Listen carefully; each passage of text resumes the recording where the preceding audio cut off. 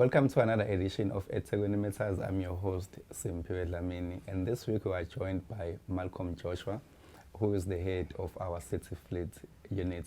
We'll be talking about the hijacking of municipal vehicles. Mr. Joshua, welcome to the show. Sure, thank you, Simphiwe. Thanks for having me on EThekwini Matters. Yeah, sure. Thank you for joining us. We've seen an increase in the number of hijacking of municipal vehicles. How severe is the situation?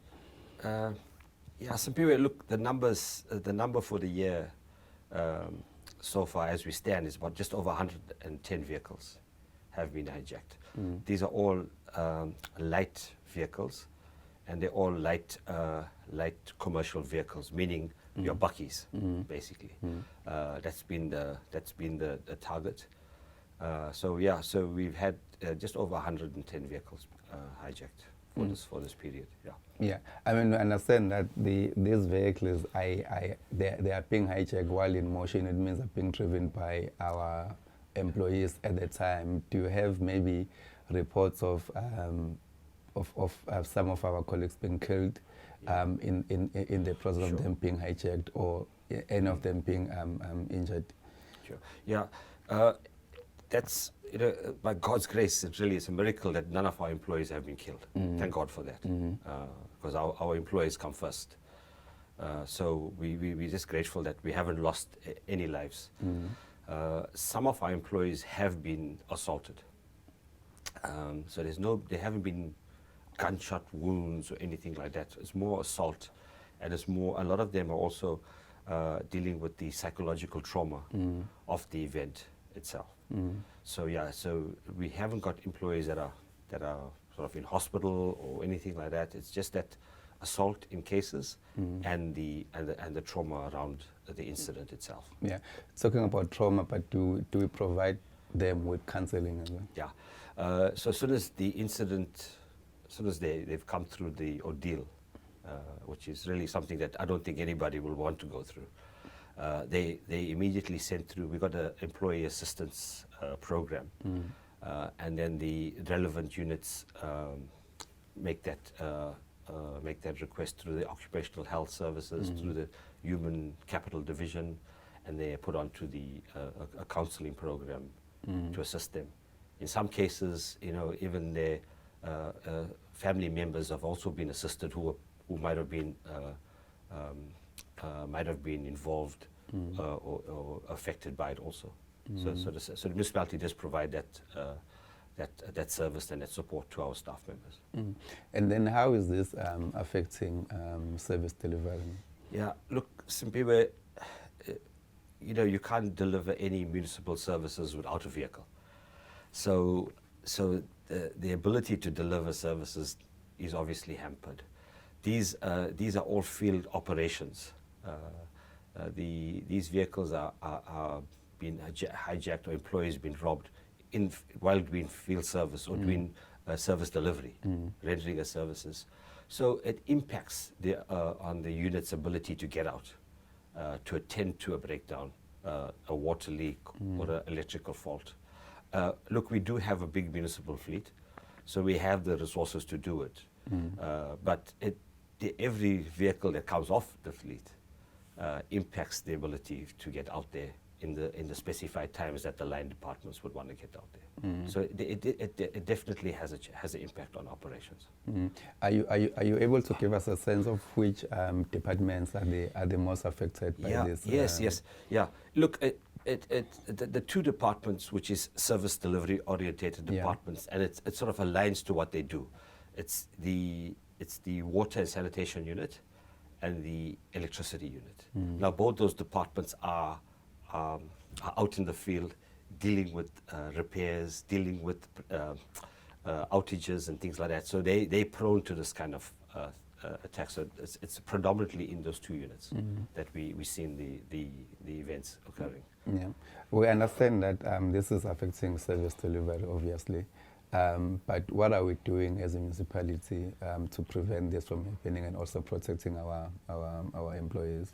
Sure, yeah. So we constantly looking at innovative ways to reduce it. So we have a joint working committee or team with our Metro Police, security management, with SAPS to look at and our service provider, because they also provide intelligence on the ground of what's happening to deal with the syndicates and things involved in this kind of thing. So that's happening on a daily basis. Try and find intel of how we can break it. Then on the other side of things, we're looking at the technology solutions, which I don't want to go into too much of detail here about. So there are technology solutions and upgrades because you've got to get one step ahead here. You'll recall there was a recent show on Carte Blanche recently about the risk of keyless cars. And so the guy was saying the manufacturer of that particular brand, they did a fix upgrade, but it's just buying you time till they find the way around that. So yeah, I think crime is the issue, and the rise in crime and is a contributory factor to these issues. So I think we've got to find the solutions, and we can't just say it's crime and leave it there. So we're branding our vehicles. You'll see, you must see it. There's water's got the yellow, orange, bright orange brand on it. Electricity's got a blue branding on it now. On the light vehicles now they'll be branded with blue doors, bonnets, and Parks has got the green branding on it. So we're branding it.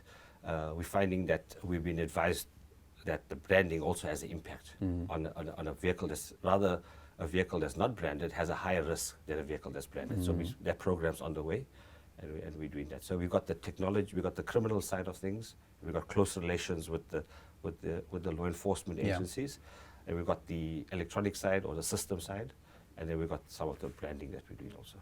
Obviously, we cannot win this war alone as government. What role then community members can play in ensuring that our employees, while they're on site, they are protected, but also in terms of reporting if they're suspecting that this vehicle might be hijacked, or there are people planning to hijack municipal vehicle? Look, the community can really be our eyes out there, and we urge the community to support the law enforcement agencies and ourselves to report immediately.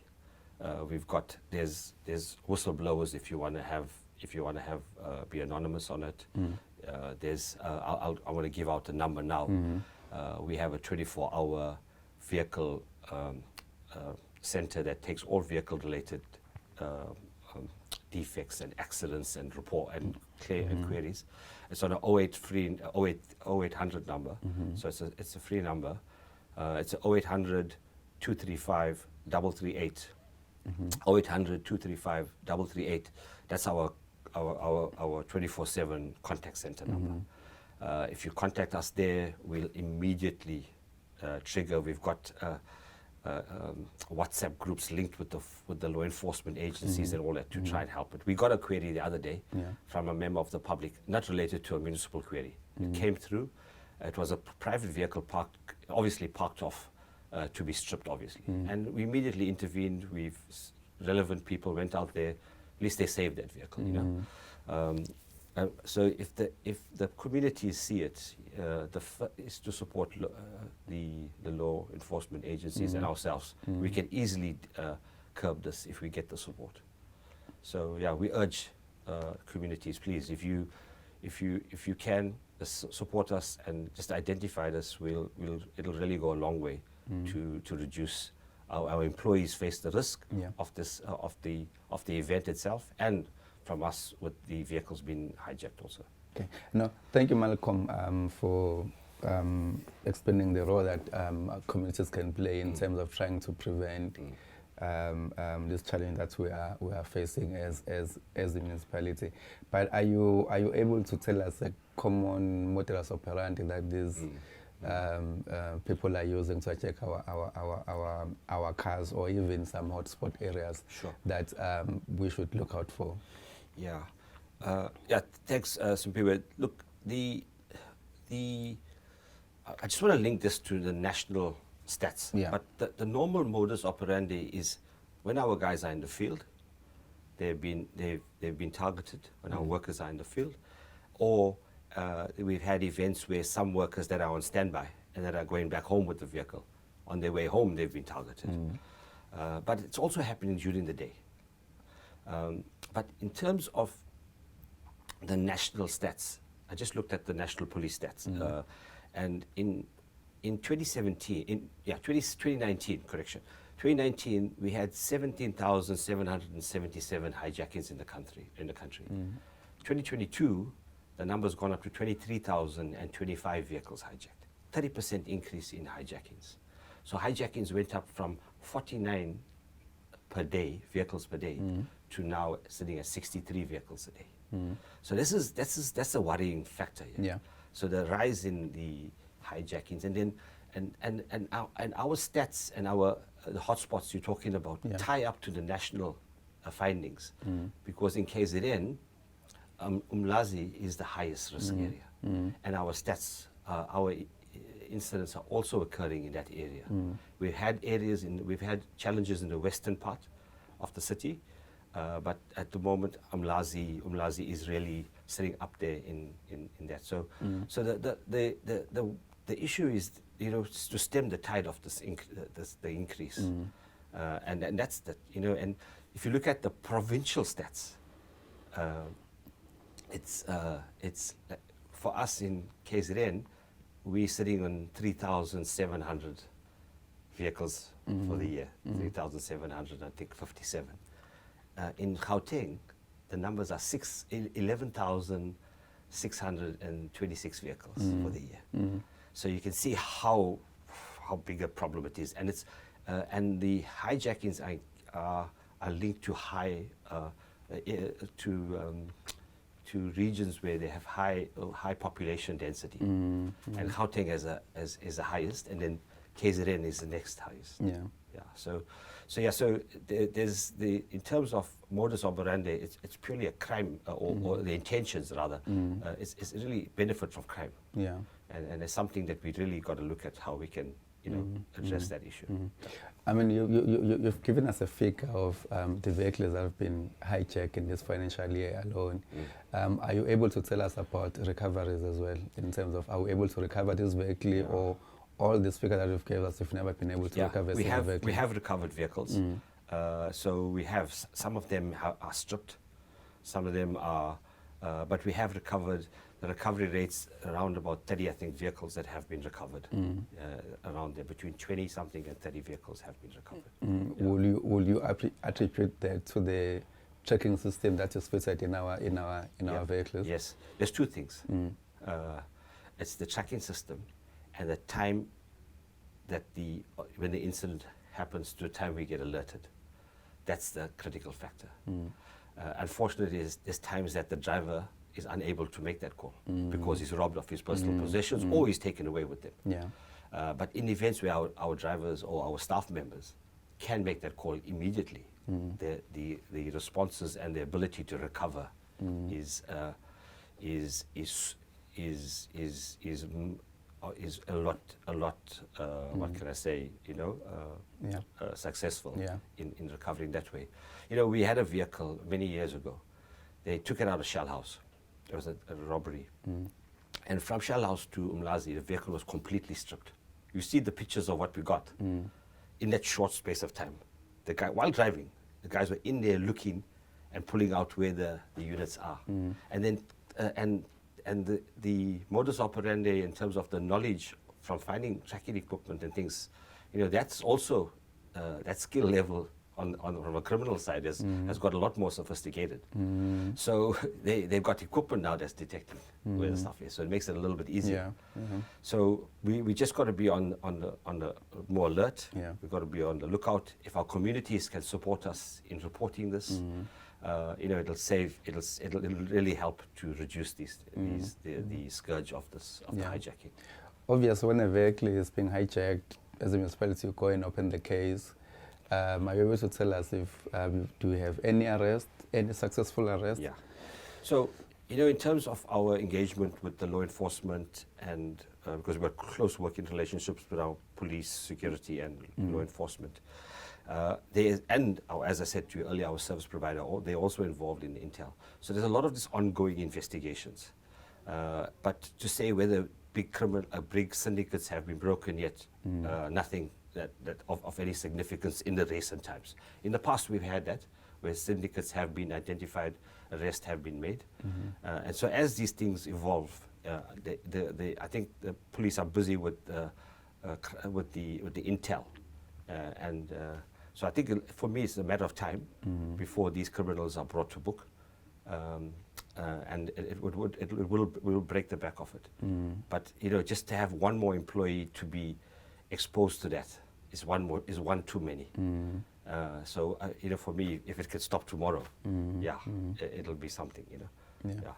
As you're passing short, Malcolm, are you able then to give our employees tips or maybe strategies to then spot a possible hijacking? Sure. Yeah, thanks for that question, because we've got a program that's rolling out.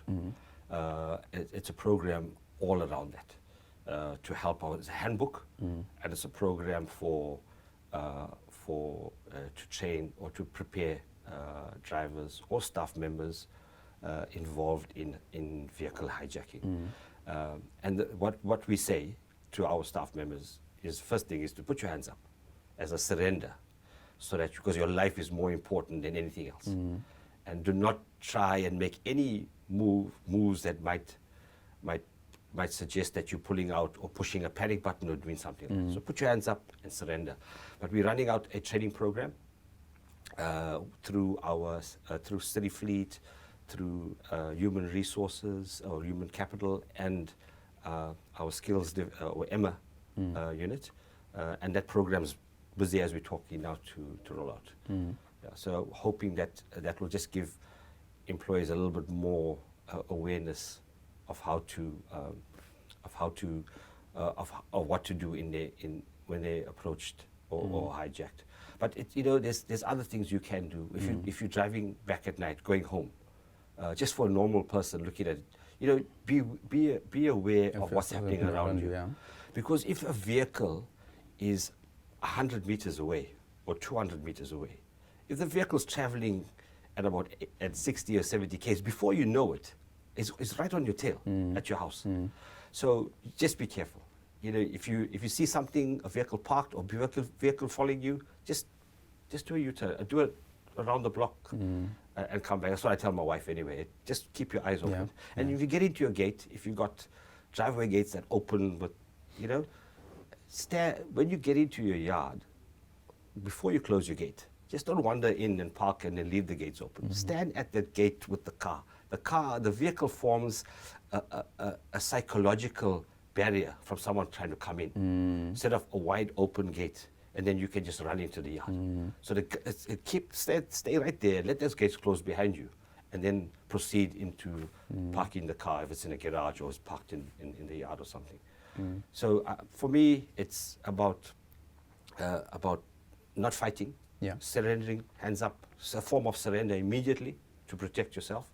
And then when you are driving, look at be observant of what's around you, what you're seeing, where you're going, cars following you and things like that. Just take an alternative route rather, and then if you feel safe, get back again. If you're not safe, then even drive to your nearest service station. There's a garage down the road, or there's a police station, somewhere where there's public around you where you can feel safer. So yeah, that's what I can suggest. Yeah. Give us that number, Malcolm, again, so that every employee will have that number on speed dial. Yeah, it's 0800 235 338. 0800 235 338. Malcolm, thank you so much for joining us on EThekwini Matters. Thank you, Simpiwe. Well, that's all we had for you this week. Do join us next week for another edition of EThekwini Matters. Don't forget to like the button and subscribe. The details are at the bottom of your screen. Thank you.